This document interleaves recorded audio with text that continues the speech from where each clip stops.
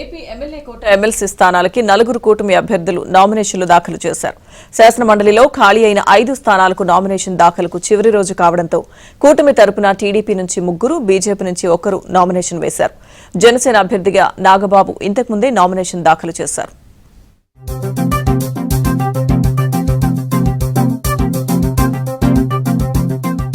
MLA కోట MLC అభ్యర్థులుగా TDP నేతలు BT Naidu, బేద Ravichandra Yadav, కావలి గ్రీష్మ నామినేషన్లు దాఖలు చేశారు.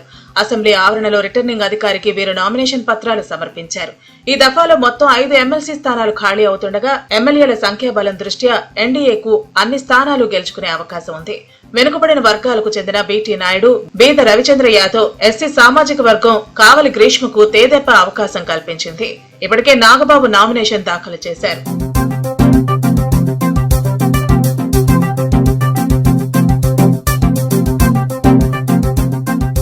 చంద్రబాబు, లోకేష్ తమపై ఉంచిన నమ్మకాన్ని నిలబెట్టుకుంటామని అభ్యర్థులు బీటీ నాయుడు, బేద రవిచంద్ర యాదవ్, కావలి గ్రీష్మ తెలిపారు. శాసనమండలిలో ప్రజా సమస్యలపై పోరాటం చేస్తామన్నారు.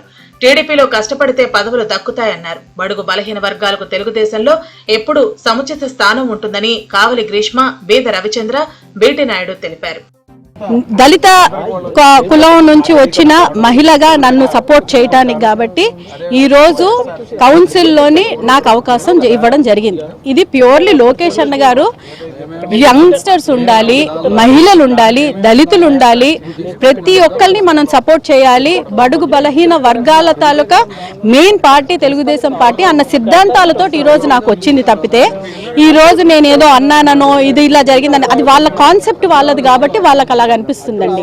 అనేక మంది ఆశావాహులు, అర్హతలు ఉన్నటువంటి నాయకులు ఉన్నప్పటికి కూడా బలహీన వర్గాలకు అవకాశం కల్పించాలనేటువంటి ఒకే ఒక ఆలోచనతో బలహీన వర్గాలపై ఉన్నటువంటి ఒక నమ్మకం, తెలుగుదేశం పార్టీ విధానం ఆనాడు తాత నందమూరి తారక రామారావు గారి దగ్గర నుంచి ఈనాటి నారా లోకేష్ బాబు వరకు కూడా ఈ తెలుగుదేశం పార్టీలో బలహీన వర్గాలకు పెద్దపీట అనేటువంటిది మా ఎంపికే ఒక నిదర్శనం.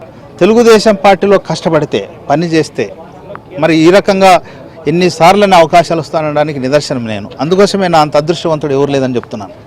మీ ద్వారా బడుగులకి ఒకటే సందేశం ఇస్తున్నాను. తెలుగుదేశం పార్టీలో రండి, పని చేయండి. పని చేస్తే ఇక్కడ డబ్బులు అవసరం లేదు, గాడ్ ఫాదర్ అవసరం లేదు, మీ పనితన ఆధారంగానే పని చేశాం ఈరోజు ఈ స్థాయికి. సామాన్య కార్యకర్త నుంచి రాష్ట్ర ప్రధాన కార్యదర్శి వరకు. బీజేపీ తరపున సోము వీర్రాజు కూడా అసెంబ్లీ కమిటీ హాల్లో నామినేషన్ వేశారు. ఏపీ అభివృద్ధి కోసం కేంద్రం నుంచి మరిన్ని నిధులు తీసుకొచ్చి అభివృద్ధి చేసేందుకు కృషి చేస్తానని ఆయన హామీనిచ్చారు. భారతీయ జనతా పార్టీ కేంద్ర ప్రభుత్వానికి అన్ని రాష్ట్రాలు కలిస్తేనే కేంద్రం.